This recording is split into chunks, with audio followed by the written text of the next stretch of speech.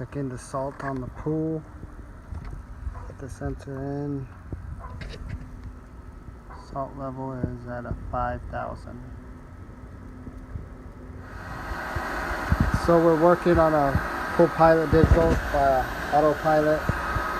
The salt system is saying that it's low on salt, add salt. We know that's not true. We know it's actually high. So we're going to replace the sensor so it gets the right reading so it's working right, because it's actually turning itself off. Purifier off. Add salt. To remove this sensor, you got to remove 2 screws, one in the front, one in the back, just like this one, and then you pull down on the sensor, and it's really tight in there, and it has an O-ring. I'll show you that in a second. It's really tight. I have to put the channel locks on it while I'm pushing down and twist back and forth to get it out. Okay, this is the new sensor. It slides in.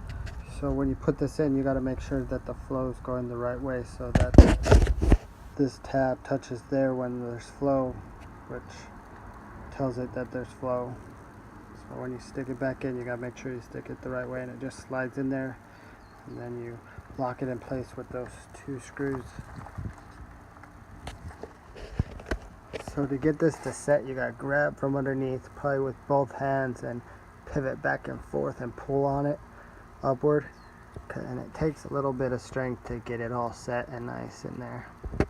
So now you got to reconnect the sensor to the bottom. The old one just comes out by pushing these 2 things, so you can pull it out. And then you should roll up your cord and then zip tie them all together so keeps everything together so it's not in your way. So the autopilot's back up and running, the sensors changed. We can test the pilot.